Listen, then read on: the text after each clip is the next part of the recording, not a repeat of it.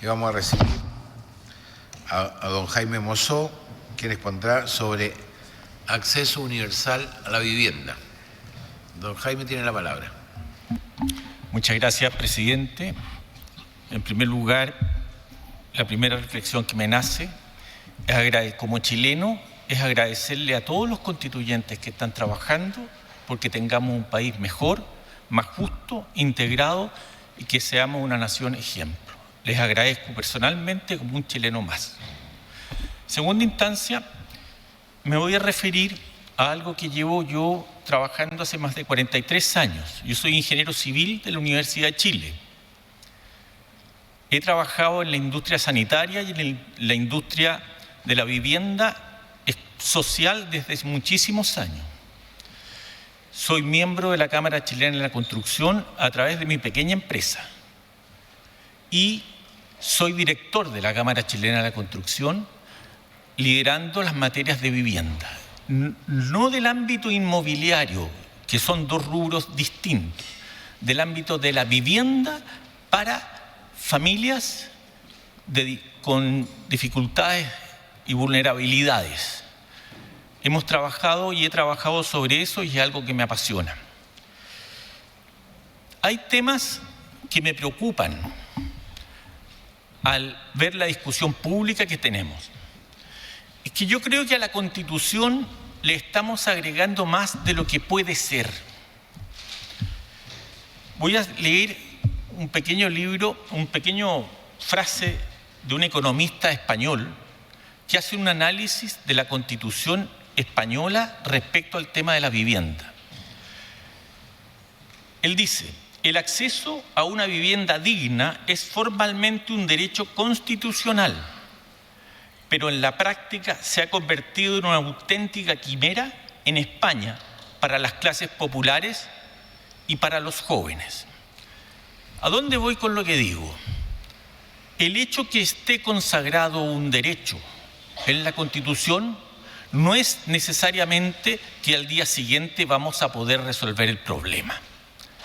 Yo creo que si no compartimos ese análisis, yo creo que es complejo. Yo creo que es un paso importante el que consagremos el derecho y tiene que estar ahí. Y ahora entramos a ver lo que pensamos como organización y lo que personalmente yo tengo que comunicarle. Chile enfrenta una crisis de acceso a la vivienda de magnitud gigantesca. Tenemos allanamiento, hacinamiento, campamento y faltas de vivienda. Más de 2 millones de personas viven en barrios críticos sin incluir los mínimos estándares de calidad de vida. 9 de 10 personas viven en zonas urbanas. Es decir, solo el 10% de la población vive en zonas rurales. El 79% de las comunas con proyección de crecimiento no cuentan con un instrumento de planificación territorial. Y eso es algo muy difícil. Y quiero destacar algo que dijo el señor, cuando llegué yo estaba exponiendo aquí un señor que tiene mucha experiencia en el tema, y él hacía una crítica muy de fondo a lo que dice relación con la planificación territorial. En Chile no existe planificación territorial adecuada, de tal forma de generar suelo en condiciones de ser usado para atender las viviendas, el desarrollo de las viviendas y de las ciudades. No hay instrumentos ni hay decisión política de querer ejecutarla. ¿Y dónde se aprecia eso? En una forma muy sencilla. El suelo urbano es el suelo que como sociedad hemos destinado a que se construyan viviendas, se desarrollen las ciudades. Pues bien, el Estado no tiene en ninguna parte de sus metas o obligaciones o inducciones a que ese suelo disponga de servicios. El 40% del suelo urbano en Chile no tiene factibilidad de agua potable y alcantarillado. Mal podemos disponer de ese suelo para hacer vivienda. Y ese es un tema que personalmente lo he planteado en los últimos 25 años a todos los ministros de vivienda y superintendentes de servicios sanitarios en forma permanente y recurrente. Hasta la fecha se ha resuelto de mala forma y con un costo social de mayor magnitud, que es que cada proyecto que se pretenda desarrollar financia la obra específica que requiere ese proyecto. Son, por lo tanto, obras que no responden a una planificación seria y ordenada y eficiente. Estamos, por lo tanto, haciendo obras que no son eficientes y estamos internalizando tarifas de ineficiencia. Ese punto es relevante. Requerimos como sociedad, como país, tener herramientas de planificación y generar políticas públicas que sean requisitos básicos que los gobiernos deban atender dentro de un marco que esto es una política de Estado. Yo pienso que el trabajo que ustedes han desarrollado es un tremendo trabajo, un trabajo serio, un trabajo acorde con la realidad de lo que se necesita hacer. En virtud de ello, estimo que el seguir avanzando es lo más importante. Nosotros participamos de las siguientes ideas. Yo creo que aquí hay que fortalecer la comunicación y colaboración entre el ámbito público y el ámbito privado. Y aquí, en lo que es privado, están incluidos los que requieren la vivienda. Todas las organizaciones sociales y todas las personas, más que organizaciones, son las personas las que deben participar en la solución de los problemas. Debemos consagrar, a nuestro entender, una constitución minimalista del derecho, que entregue protagonismo a la política. Como sociedad debemos tener una política pública, de Estado, no de gobiernos, de Estado. Y esa política debería desarrollarse de tal forma que sea escrutable por los periodos y se sepa qué se ha hecho y qué no se ha hecho por cada uno de los gobiernos que están comprometidos a resolver este problema. Desde el punto de vista de qué entendemos por fortalecer la colaboración pública-privada, son para nosotros esos dos elementos son fundamentales para satisfacer ese derecho. El Estado debe conocer las necesidades habitacionales del país. Hoy día uno va a un servicio y no tienen la más remota idea de lo que se requiere en la comuna A, B, C o D. No hay claridad sobre eso. Tampoco hay una visión de cuáles son las mejores alternativas, mejores y eficientes alternativas. La vivienda es cara. Al subir los estándares, que me parece muy bien que así sea, se requiere más inversión por vivienda. Por lo tanto, debemos ser muy rigurosos y exigentes en que ese peso que se invierte sea un peso que llegue y llegue bien donde realmente se necesita. Y el actuar de la sociedad civil, juntas de vecinos, cooperativas, empresas privadas, tenemos que trabajar en conjunto con el Estado para resolver estas materias. Aquí no es que el Estado diga se va a hacer esto, la empresa dice que hay que hacer esto otro y los necesitados de la vivienda digan no, yo quiero acá. Y entramos en un mar de problemas que no sé cómo se resuelven. Ahora, ¿por qué minimalista? ¿Por qué una vivienda minimal dentro del concepto minimalismo? Una vivienda adecuada nos parece bien que esté establecido como tal, porque es aquella que cumple con criterios o parámetros definidos por la política. Las exigencias de la vivienda van a ir cambiando en función de las necesidades que se tengan en el momento, ¿ya? Las zonas donde se construye la vivienda.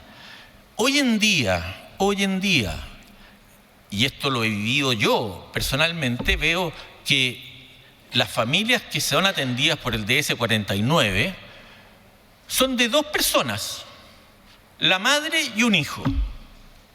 Es necesario, por lo tanto, en esa condición establecer los mismos parámetros que se establecían en la década del 50 respecto a ese punto, en que las familias eran en promedio de 5 personas. En ese sentido, creo que hay que generar políticas eficientes, dinámicas, que vayan respondiendo a las necesidades de la sociedad de hoy. Tal vez hay que fijar criterios en los cuales en una primera etapa se da en arriendo esa vivienda, hasta que esa madre con su hijo se establezca desde el punto de vista dónde quiere vivir, dónde puede vivir, cuáles son las necesidades futuras que va a tener, y ahí se le entrega una vivienda en propiedad.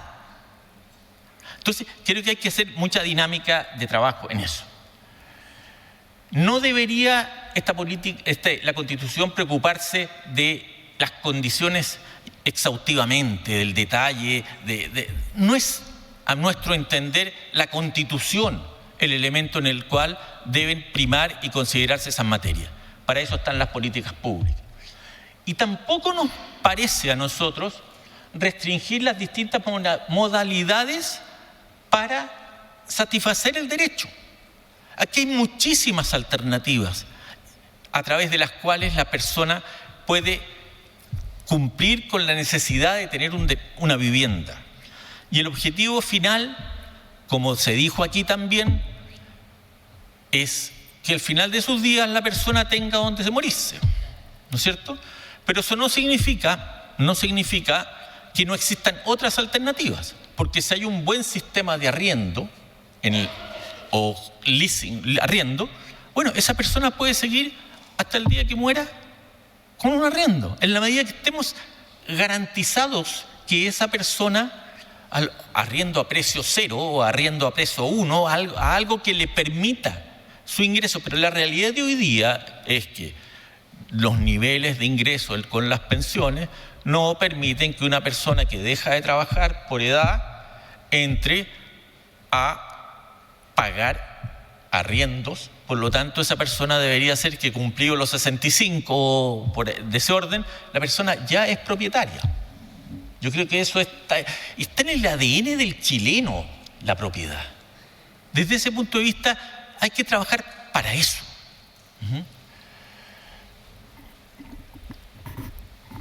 Por lo tanto, nos parece adecuado el tenor en que está planteado el borrador sobre lo que es el derecho a la vivienda, en sus dos aspectos. La vivienda adecuada, entonces.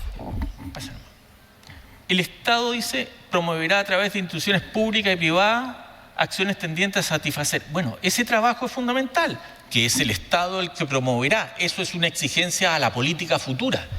Eso es un imperativo para que los futuros gobiernos tengan una política, el Estado tenga una política de Estado y los gobiernos vayan respetando el trabajo dentro de esa política de Estado.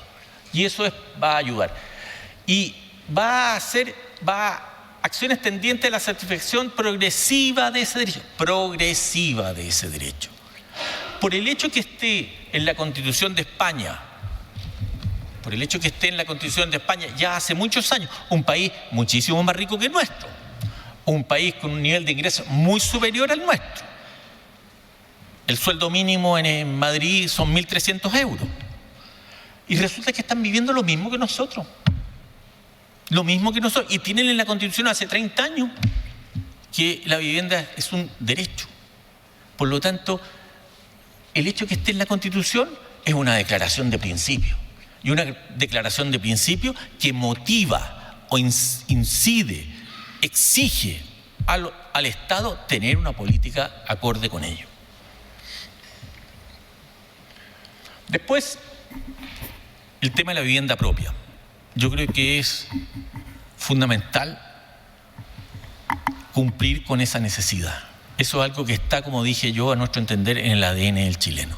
Pero no eso restringe a que existan otras alternativas. El problema que tenemos hoy día en la vivienda es de tal magnitud que no podemos darnos el lujo de restringir posibilidades. Nosotros tenemos como país 700.000 viviendas de déficit, de stock de déficit. La demanda anual de viviendas es del orden de 75.000 viviendas. El Ministerio de Vivienda genera subsidios en viviendas del orden de 60.000 al año, con suerte, 60.000 al año. Es decir, al menos nosotros estamos generando un déficit anual de 20.000 viviendas. Esas 20.000 viviendas se suman a las 700.000. ¿De dónde sale? El déficit lo único que va a hacer es crecer. Por eso las políticas hoy día existentes son inútiles.